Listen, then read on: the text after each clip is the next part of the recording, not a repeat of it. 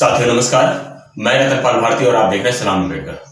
साथियों, social media वह platform है जिसके जरिए आपको आप ही के काम की खबरें मिलती हैं और हम चाहते हैं कि इस देश का प्रत्येक नागरिक सोशल मीडिया का सदस्य बने ताकि उसे उसके काम की खबरें मिलती रहें और इस देश में चल रहे षड्यंत्रों से वो वाकिफ होता रहे।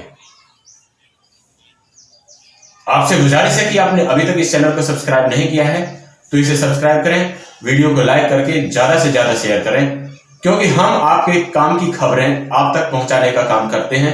जो सोशल मीडिया में आप अपनी आवाज बुलंद करते हैं, आपकी उस आवाज को हम इस देश में प्रसारित करने का काम करते हैं। तो चलिए चलते हैं उन प्रमुख खबरों की तरफ जो सोशल मीडिया में आज प्रमुखता से लोगों के द्वारा उठाई गई। तो साथियों, सबसे पहली खबर हम उत्तर प्रदेश से लेते हैं। उत्तर प्रदेश की सरकार बार बार ये ऐलान करती है, बार बार ये दिखावा करने का प्रयास करती है कि उत्तर प्रदेश की सरकार इस देश की सबसे बेहतरीन सरकार है और उत्तर प्रदेश को नंबर 1 का तमगा देने के लिए उसने पूरे देश भर में इसका प्रचार प्रसार किया है। तो इसकी कलई खोलता हुआ एक ट्वीट हमारे पास आया है मनीष जगन अग्रवाल का। मनीष जगन अग्रवाल अपने ट्वीट में लिखते हैं, यूपी में किसान हफ्तों से लाइन में लगे हैं लेकिन खाद नहीं मिल रही। भूखे प्यासे लाइन में लगे किसानों की मौत तक हो जा रही है। ये हालात भाजपा की योगी सरकार ने उत्तर प्रदेश में उत्पन्न किए हैं। किसान क्या करे, कहां जाए, अब यूपी को योगी नहीं योग्य चाहिए। बहुत ही बड़ा सवाल इन्होंने अपने ट्वीट में उठाया है कि जहां देश की जनता के बारे में या प्रदेश की जनता के बारे में जो लोग सोचने में असमर्थ हैं उन्हें त्याग देने में ही जनता का भला है। एक तरफ तो भाजपा की केंद्र सरकार और प्रदेश सरकारें ये कह रही हैं कि नए कृषि कानून किसानों के हित में लाए गए हैं, अभी तो ये कृषि कानून लागू भी नहीं हुए हैं, तब ही इस देश के अंदर किसानों के ये हालात हैं।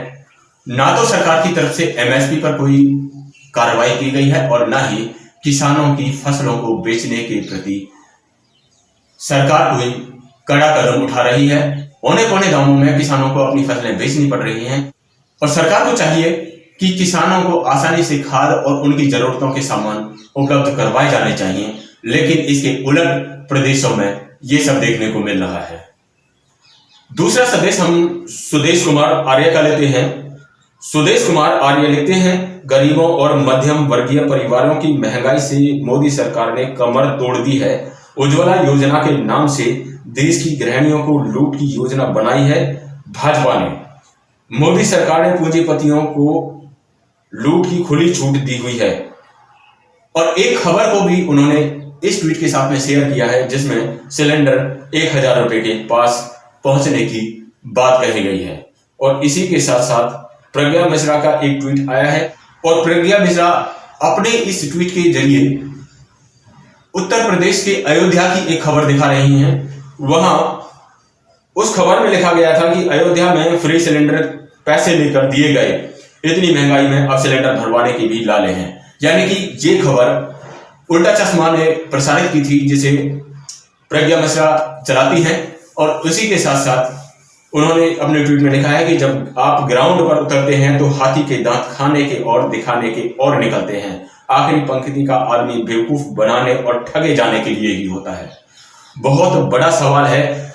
जिस योजना को केंद्र सरकार और बीजेपी की तमाम राज्यों की सरकारें बहुत बड़ा कदम मानकर चल रही हैं, लोगों को बहकाने का काम करती हैं कि इस योजना के जरिए, उज्ज्वला योजना के जरिए लोगों को फ्री सिलेंडर बांटे गए, तो उसकी असलियत अयोध्या में ही ये निकल के आई है कि वहां पर फ्री सिलेंडर के नाम पर लोगों से पैसे वसूलने का काम किया गया।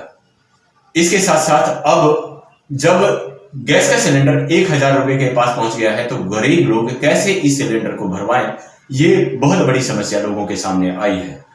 तो बहुत बड़ी खबर आपके लिए ये आती है।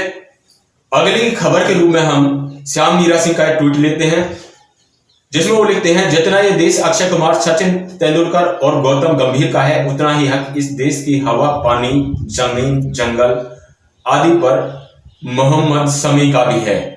हिंदुस्तान प्रधानमंत्री और उसके लठैतों के बाप का नहीं है। यानी कि बहुत बड़ा सवाल उभर कर सामने आया है। जिस तरीके से भारत की करारी हार का ठीकरा मोहम्मद शमी के सिर पर फोड़ा जाना इस देश में एक ट्रेंड बनता जा रहा है, ये काफी गंभीर बात है। एक आदमी को टारगेट करके 11 लोगों को बचाने की प्रक्रिया इस देश में कैसे जायज ठहराई जा सकती है। ठीक ऐसा ही ट्वीट एक नादिर हुसैन नाम के व्यक्ति ने किया है। हॉकी टीम में 7 लड़कियां दलित थीं, हारने पर जातिवादी लोगों ने उनको टारगेट किया था। कल भारत क्रिकेट मैच हार गया तो टारगेट मोहम्मद शमी को किया गया था। दलित मुस्लिम लाइव्स मैटर्स। तो ये बहुत बड़ा सवाल है, जहां पर भी जब देश किसी भी मैच में हारता है तो शोषित वंचित समाज के लोगों को ही टारगेट करने का काम इस देश के अंदर किया जाता रहा है। तो लोगों को समझने की जरूरत है कि यह किसी जाति, किसी धर्म विशेष की हार नहीं है। अन्यथा खेलकूद के अंदर हार मिलती है तो उसे इतना मायना देने की आवश्यकता क्या है। हम अपने ही देश के अंदर वैमनस्य फैलाने का काम कर रहे हैं, कट्टरता फैलाने का काम कर रहे हैं और इसके साथ साथ आपसी भाईचारा बिगाड़ने का काम कर रहे हैं। किसान आईटी सेल की तरफ से एक खबर आई है जिसमें मध्य प्रदेश का जिक्र किया गया है, जहां मध्य प्रदेश में अगर एक किसान ने एमएसपी मांगा तो उसे व्यापारियों ने पीट डाला। इस खबर में आईटी सेल की तरफ से लिखा गया है, मध्य प्रदेश में एक किसान ने अपनी फसल पर एमएसपी मांगा तो व्यापारियों ने उसे बुरी तरह पीटा। मोदी सरकार ने तो कहा था कि नए कृषि कानूनों के लागू होने के बाद भी एमएसपी और मंडी सिस्टम पर कोई असर नहीं पड़ेगा। अभी से ही सच्चाई आपके सामने है।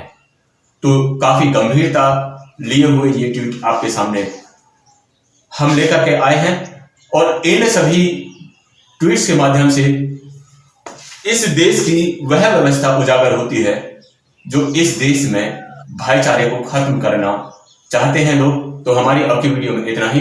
अगली वीडियो तक हमें दीजिए इजाजत। तब तक के लिए नमस्कार।